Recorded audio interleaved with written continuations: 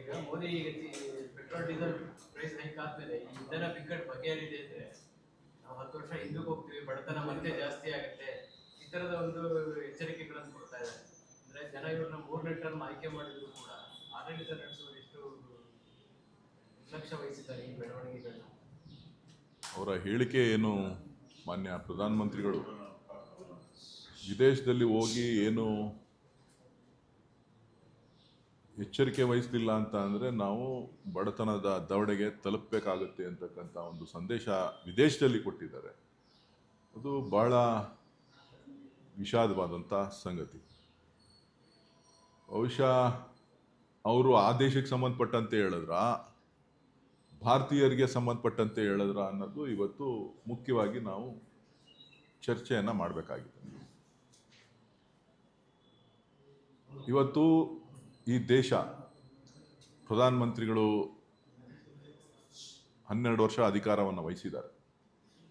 12 ವರ್ಷದಿಂದನೂ ಕೂಡ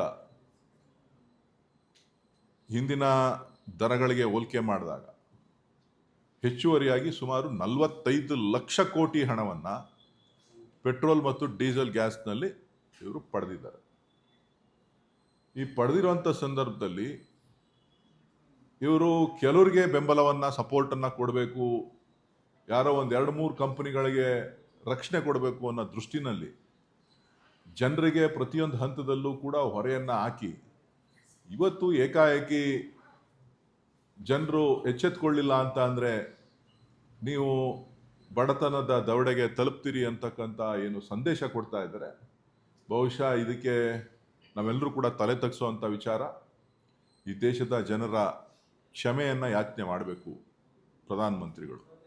ಯಾವ ಅರ್ಥದಲ್ಲಿ ಹೇಳಿದ್ದಾರೆ ಅನ್ನೋದನ್ನು ಅವರು ಕ್ಲಾರಿಫೈ ಮಾಡಬೇಕಾಗತ್ತೆ. ಇವತ್ತು ದೇಶ ಸಮೃದ್ಧವಾಗಿದೆ, ಶಕ್ತಿಯುತವಾಗಿದೆ, ಇಡೀ ವಿಶ್ವದಲ್ಲೇ ಬಲಿಷ್ಠವಾಗಿದೆ. ಆರ್ಥಿಕ ವ್ಯವಸ್ಥೆ ಹಾಳಾಗಿದೆ ಅಂತ ಅಂದರೆ ಅದಕ್ಕೆ ಕಾರಣನೂ ಕೂಡ ಪ್ರಧಾನಮಂತ್ರಿಗಳೇ. ಸೊ ಎಲ್ಲ ವಿಚಾರಗಳನ್ನು ಗಮನದಲ್ಲಿಟ್ಕೊಂಡು ಜನರಿಗೆ ಮಾಹಿತಿಯನ್ನು ಕೊಡಬೇಕು ಅಂಥೇಳಿ ನಾನು ಒತ್ತಾಯವನ್ನು ಮಾಡ್ತೇನೆ. ಏನಾದ್ರು ಮಾತನಾಡಿದಾಗ ದೇಶದ್ರೋಹಿ ತರ ಮಾತನಾಡ್ತಾರೆ, ನಮ್ಮ ದೇಶದ ಎಗೇನೆಸ್ಟ್ ಮಾತನಾಡ್ತಾರೆ ಅಂತೇಳಿ ಬಿಜೆಪಿ ಟೀಕೆ ಮಾಡ್ತಾರೆ. ಸ್ವತಃ ಪ್ರಧಾನಮಂತ್ರಿಗಳೇ ವಿದೇಶದಲ್ಲಿತ್ತು ಬಡತನ ಎದುರಾಗುತ್ತೆ ಅಂತ ಮಾತನಾಡಿದ್ದಾರೆ. ಅದಕ್ಕೆ ನಾನು ಏನಪ್ಪ ಹೇಳಿದ್ದು ಅಂತ ಅಂದರೆ ಯಾವ ಕಂಟೆಸ್ಟಲ್ಲಿ ಅವ್ರು ಹೇಳಿದ್ದಾರೆ ಅನ್ನೋದನ್ನು ಸ್ಪಷ್ಟೀಕರಣ ಕೊಡಬೇಕು. ಅವರು ವಿದೇಶದವ್ರನ್ನ, ನೆದರ್ಲ್ಯಾಂಡ್ಸ್ ಅವ್ರನ್ನ ಉದ್ದೇಶಿಸಿ ಮಾತಾಡಿದ್ರಾ ಅಥವಾ ಭಾರತೀಯರಿಗೆ ಅಲ್ಲಿಂದ ಒಂದು ಸಂದೇಶ ಕೊಟ್ರಾ, ಅದನ್ನ ಹೇಳಬೇಕು. ಈಗ ರಾಹುಲ್ ಗಾಂಧಿ ಅವ್ರು ಏನೇ ಮಾತಾಡಿದ್ರು ಕೂಡ ಆರೋಪಗಳನ್ನು ಮಾಡ್ತಾರೆ. ರಾಹುಲ್ ಗಾಂಧಿ ವಿದೇಶಿ ನೆಲದಲ್ಲಿ ಹೋಗಿ ಭಾರತೀಯರಿಗೆ ಅವಮಾನ ಆಗೋ ರೀತಿ ಮಾಡಿದ್ರು. ಇದು ಭಾರತೀಯರ ಪರಿಸ್ಥಿತಿಯನ್ನ, ಭಾರತ ಅಂಥ ಶೋಚನೀಯ ಪರಿಸ್ಥಿತಿಗೆ ಹೋಗಿದೆಯಾ ಅನ್ನೋದನ್ನು ಕೂಡ ಇವತ್ತು ನಾವು ಚಿಂತನೆಯನ್ನು ಮಾಡಬೇಕಾಗಿದೆ. ನನ್ನ ಪ್ರಕಾರ ಅಂಥ ಶೋಚನೀಯ ಪರಿಸ್ಥಿತಿಗೆ ನಾವ್ಯಾರೂ ಕೂಡ ಹೋಗಿಲ್ಲ. ಅವರು ಕೋವಿಡ್ ಸಂದರ್ಭದಲ್ಲಿ ಏನು ಕರೆ ಕೊಟ್ಟರು ಅದಕ್ಕೆ ಈ ರಾಷ್ಟ್ರದ ಜನ ಬೆಂಬಲವನ್ನು ವ್ಯಕ್ತಪಡಿಸಿದ್ದಾರೆ. ಸೊ ಈಗ ಏಕಾಏಕಿ ಒಂದಷ್ಟು ಕಠಿಣ ಕ್ರಮಗಳನ್ನು, ಒಂದಷ್ಟು ಶಿಸ್ತು ಪಾಲನೆಯನ್ನು ಮಾಡಬೇಕಾಗಿರ್ತಕ್ಕಂಥದ್ದು ಪ್ರತಿಯೊಬ್ಬರ ಕರ್ತವ್ಯ. ಅದಕ್ಕೆ ಮನವಿ ಮಾಡಿ ಅವರು ಯುದ್ಧ ಪ್ರಾರಂಭ ಆದ ದಿನನೇ ಯಾವತ್ತು ಸಮಸ್ಯೆ ಬಗೆಹರಿತೋ ಅವತ್ತಿಂದನೇ ಎಚ್ಚರಿಕೆಯನ್ನು ವಹಿಸಬೇಕಾಗಿತ್ತು. ಅವತ್ತಿಂದ ಎಚ್ಚರಿಕೆಯನ್ನು ವಹಿಸದೆ ಈಗ ಮಾಡ್ತಾ ಇರ್ತಕ್ಕಂಥದ್ದು ಎಲ್ಲೋ ಒಂದು ಅನುಮಾನಗಳನ್ನು ಕಾಡ್ತಾ ಇದೆ. ಅವರ ಸ್ನೇಹಿತರಿಗೆ ನಷ್ಟ ಆಗುತ್ತೆ ಅಂಥೇಳಿ, ಅವರ ಸ್ನೇಹಿತರ ಕಂಪ್ನಿಗಳಿಗೆ, ಹಿತೈಷಿ ಕಂಪ್ನಿಗಳಿಗೆ ನಷ್ಟ ಆಗುತ್ತೆ ಅಂಥೇಳಿ ಭಾರತೀಯರ ಮೇಲೆ ಹೊರೆ ಆಗ್ತಾ ಇದ್ದಾರಾ ಅನ್ನೋದು ಕೂಡ ಇವತ್ತು ರಾಷ್ಟ್ರದ ಜನ, ನಾಗರಿಕರು ಚರ್ಚೆಯನ್ನು ಮಾಡಬೇಕು. ಬಿಜೆಪಿಗರು ಶಕ್ತಿ ಆದಾಗ ದೊಡ್ಡದಾಗಿ ಮಾತನಾಡಿದ್ರು, ಈಗ 6ನೇ ಸ್ಥಾನಕ್ಕೆ ಕುಸಿದಿದ್ದಾರೆ, ಒಬ್ಬರು ಬಾಯ್ತಾರೆ. ಅಲ್ಲ ನೋಡಿ, BJP ಅವರು ಯಾವತ್ತೂ ಅಷ್ಟೇನೆ ನಿಮಗೆ ಏನು ಬೇಕಾದರೂ ತಿರುಗಿಸ್ತಾರೆ, ಏನು ಬೇಕಾದ್ರೂ ಹೇಳ್ತಾರೆ. ಸೊ ಒಟ್ಟಾರೆಯಾಗಿ BJP ಅವರು ಏನೇ ಮಾಡಿದ್ರು ಅಪಚಾರ, ಅನಾಚಾರ ಆಗೋದಿಲ್ಲ. ಕಾಂಗ್ರೆಸ್ ಅವ್ರು ಮಾಡಿದ್ರೆ ಮಾತ್ರ ಅದು ಅನಾಚಾರ ಆಗುತ್ತೆ. ಕಾಂಗ್ರೆಸ್ ಅವ್ರು ಏನೇ ಹೇಳಿಕೆ ಕೊಟ್ಟಲಿ, ಏನೇ ಮಾಡಲಿ, ಕಾಂಗ್ರೆಸ್ ನಾಯಕರು ಏನೇ ಮಾಡಿದ್ರು ಕೂಡ ಅದು ತಪ್ಪು. ಭಾರತೀಯ ಜನತಾ ಪಕ್ಷದ ನಾಯಕರುಗಳು ಏನೇ ಮಾಡಿದ್ರು ಕೂಡ ಅದು ಚಿನ್ನಕ್ಕಿನ್ನ ಪ್ಯೂರಿಟಿ ಜಾಸ್ತಿ. ಅಷ್ಟೊಂದು ಎಲ್ರಿಗೂ ಕೈ ತೊಳೆದು ಈಗ ಯಾರನ್ನು ಸುಮೇಂದ್ರ ಅಧಿಕಾರಿ ಮುಖ್ಯಮಂತ್ರಿ, ಸುಮೇಂದು ಅಧಿಕಾರಿ ಮುಖ್ಯಮಂತ್ರಿಗಳು ವೆಸ್ಟ್ ಬೆಂಗಾಲ್ ಅವರು, ಅವ್ರ ಮೇಲೆ ಇವರೇ ಆರೋಪ ಮಾಡಿದ್ದವರು. ಹೋರಾಟ ಮಾಡಿದ್ದವ್ರು ಇವರೇ. ವಾಷಿಂಗ್ ಮಿಷಿನ್ಗೆ ಹಾಕಿದ್ರು ಕ್ಲೀನ್ ಆಯಿತು, ಚೇರ್ ಮೇಲೆ ಕುಣಿಸೋದು. ಸೊ ಸಮಯ ಹತ್ರ ಬರ್ತಾ ಇದೆ. ಸೊ ನಾಗರಿಕರು ಅರ್ಥ ಮಾಡ್ಕೊಳ್ತಾರೆ.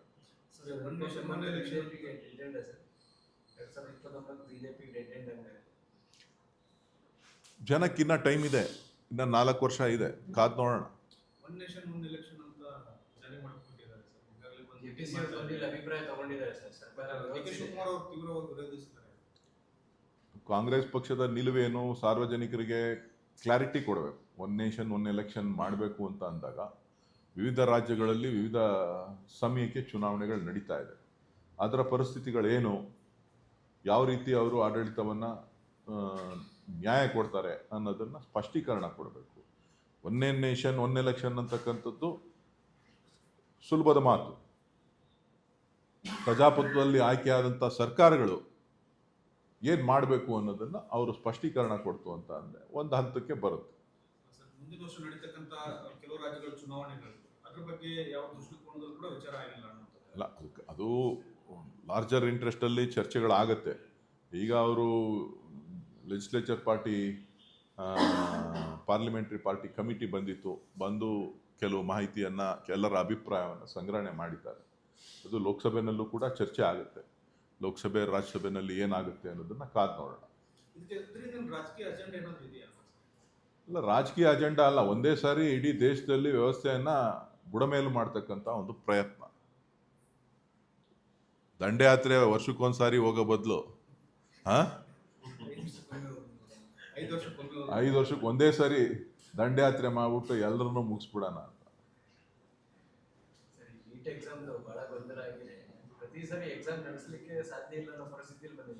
ನೀಟನ್ನು ಜಾರಿಗೆ ತಂದಂಥ ಸಂದರ್ಭದಲ್ಲೇ ನಾವು ವಿರೋಧವನ್ನು ಮಾಡಿದ್ವಿ.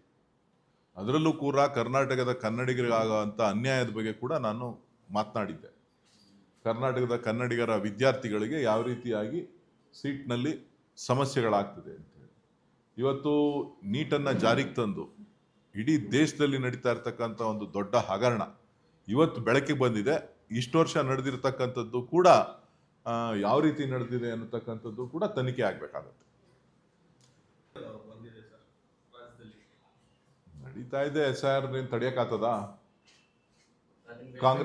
ಕಾಂಗ್ರೆಸ್ ಪಕ್ಷ ಮತದಾರರನ್ನ ಉಳಿಸ್ಕೊಳ್ಳಿಕ್ಕೆ ಯಾರ್ಯಾರಿಗೆ ಮತದಾನದ ಹಕ್ಕು ಬೇಕೋ ಅವರೆಲ್ಲರೂ ಕೂಡ ಅವ್ರಿಗೆ ಬೇಕಾದಂಥ ಜಾಗೃತಿಯನ್ನು ವಹಿಸತಕ್ಕಂಥ ಕೆಲಸ ಮಾಡಬೇಕು. ಕಾಂಗ್ರೆಸ್ ಪಕ್ಷ ಆ ನಿಟ್ಟಿನಲ್ಲಿ ಕೆಲಸ ಮಾಡ್ತದೆ.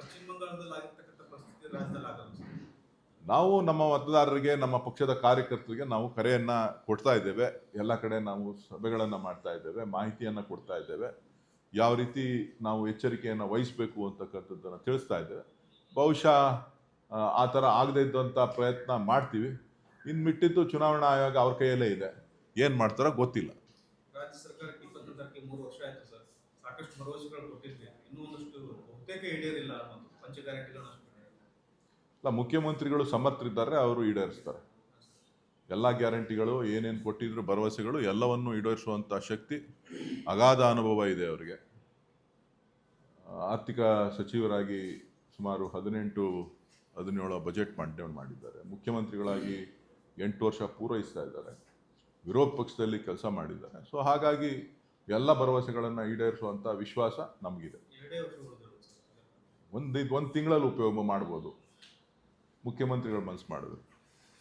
ಕಾರ್ಯಕರ್ತರಿಗೆ ಸ್ಥಾನಮಾನಗಳು ಸಿಕ್ಕಿಲ್ಲ ಅನ್ನುವಂಥದ್ದು ಸರ್. ನಿರ್ದೇಶಕ ಸ್ಥಾನಗಳೆಲ್ಲ ಹಾಗೆ ಬಾಕಿ ಉಳ್ಕೊಂಡಿದ್ದಾವೆ. 3 ವರ್ಷ ಆಗಬೇಕು. ಇದು ಪಕ್ಷದ ಅಧ್ಯಕ್ಷರು, ವರಿಷ್ಠರು, ಮುಖ್ಯಮಂತ್ರಿಗಳು ತೀರ್ಮಾನ ಮಾಡಬೇಕು.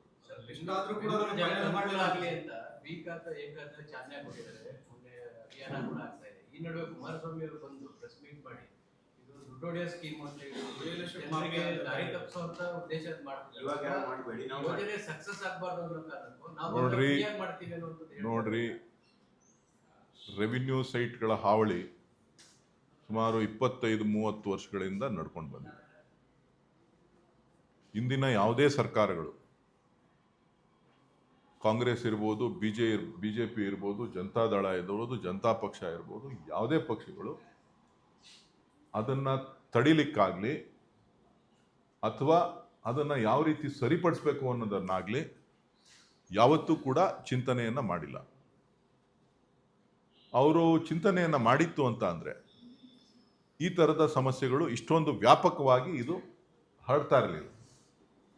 ಸೊ ಇದಕ್ಕೆ ಕೊನೆ ಮಾಡಬೇಕು ಅಂತೇಳಿ ಮಾನ್ಯ ಡಿ ಕೆ ಶಿವಕುಮಾರ್ ಅವರು ಒಂದು ವಿಶೇಷವಾದಂಥ ಕಾನೂನಿನ ಚೌಕಟ್ಟಿನಲ್ಲಿ ಯಾವುದನ್ನ ಸರಿಪಡಿಸ್ಬೋದು, ಮುಂದಕ್ಕೆ ಚೌಕಟ್ಟನ್ನು ಯಾವ ರೀತಿ ವಿಸ್ತರಣೆ ಮಾಡ್ಬೋದು, ಸುಪ್ರೀಂ ಕೋರ್ಟ್ ಗೈಡ್ಲೈನ್ಗಳನ್ನು ಯಾವ ರೀತಿ ಪಾಲಿಸ್ಬೋದು, ಹಾಗಾಗಿ ಒಂದು ಯೋಜನೆಯನ್ನು ರೂಪಿಸಿದ್ದಾರೆ. ಕೆಲವ್ರಿಗೆ ಕೇಂದ್ರದಲ್ಲಿ ಕೆಲಸ ಇಲ್ಲ ಅಂತೇಳಿ ಬೆಂಗಳೂರಿಗೆ ಬಂದು ಮಾತಾಡ್ತಾರೆ. ಏನು ಮಾಡೋಕ್ಕಾಗ್ತದೆ? ಒರಿಸ್ಸಾದಲ್ಲಿ ಕೆಲಸ ಇದೆಯಾ ಅವ್ರಿಗೆ? ಇಲ್ಲ. ಮಹಾರಾಷ್ಟ್ರದಲ್ಲಿ ಕೆಲಸ ಇದೆಯಾ ಅವ್ರಿಗೆ? ಇಲ್ಲ. ಅವ್ರಿಗಿರೋ ಕೊಟ್ಟಿರೋದು ಒಂದೇ ರಾಜ್ಯ ಕರ್ನಾಟಕ. ಅಲ್ಲಿ ಬಂದು ಅವ್ರು ಮಾತಾಡ್ತಾ ಇರ್ತಾರೆ. ಏನು ಮಾಡೋಕ್ಕಾಗುತ್ತೆ? ಒಬ್ಬ ಕೇಂದ್ರ ಮಂತ್ರಿ ಕೇಂದ್ರದಲ್ಲಿ ಎಲ್ಲ ರಾಜ್ಯಗಳ ಕಷ್ಟ ಸುಖನೂ ಕೇಳಬೇಕು. ಅವ್ರಿಗೇನಿದ್ರು ಅಲ್ಲಿಗೆ ಕೆಲಸ ಇಲ್ಲ, ಪ್ರಧಾನಮಂತ್ರಿಗಳ ಕೆಲಸ ಸರಿಯಾಗಿ ಕೊಟ್ಟಿಲ್ಲ ಅಂತ ಕಾಣಿಸ್ತದೆ. ಹಂಗಾಗಿ ದಿನ ಬೆಳಗ್ಗೆ ಸಾಯಂಕಾಲ ಕರ್ನಾಟಕದಲ್ಲಿ ಬಾಯಿಗೆ ಬಂದಂತೆ ಸುಳ್ಳಿನ ಮಹಾರಾಜ ಯಾರಪ್ಪ ಈ ರಾಜ್ಯದಲ್ಲಿ ರಾಷ್ಟ್ರದಲ್ಲಿ ಅಂತ ಅಂದರೆ ಸದ್ಯಕ್ಕೆ ಕುಮಾರಸ್ವಾಮಿನೇ ನಂಬರ್ 1. ಕುಮಾರಸ್ವಾಮಿ ಹೇಳ್ತಾನೆ ಇರ್ತಾರೆ, ಏನೇನು ಬೇಕೋ ಹೇಳ್ತಾ ಇರ್ತಾರೆ, ಎತ್ಕಟ್ಟಬೇಕೋ ಎತ್ಕಟ್ತಾ ಇರ್ತಾರೆ. ಬ್ರದರ್ ಇಲ್ಲ ಅಂದ್ಬಿಟ್ಟು ನಾಳೆ ಬೆಳಗ್ಗೆ ಇನ್ನು ನಿಮಗೆ ಪ್ಲೇಟ್ ಚೇಂಜ್ ಮಾಡಿಬಿಡ್ತಾರೆ. ಅಂಥ ಸುಳ್ಳು ಹೇಳೋದ್ರಲ್ಲಿ ಎಕ್ಸ್ಪರ್ಟ್ ಯಾರು ಇದ್ದರೆ ಕುಮಾರಸ್ವಾಮಿ. ನಾನು ನೋಡೋಣ ಆಕ್ರೋಶ. ಬಿಡದಿ ಟೌನ್ಶಿಪ್ ಏನಿದ್ರು ಕುಮಾರಸ್ವಾಮಿ ಅವರ ಕೊಡುಗೆ. ಅವ್ರು ಮಾಡಕ್ಕೆ ಹೋಗಿದ್ದದ್ದು ಅದು. DLFಗೆ ವ್ಯಾಪಾರ ಮಾಡಿದ್ದವ್ರು ಅವರೇನೆ, ನಾವಲ್ಲ. DLF ಸಂಸ್ಥೆಗೆ ವ್ಯಾಪಾರ ಮಾಡಿದ್ದವರು ಕುಮಾರಸ್ವಾಮಿ ಅವರೇ, ನಾವಲ್ಲ. ಅವರ ಕೊಡುಗೆ ಅದು. Thank you.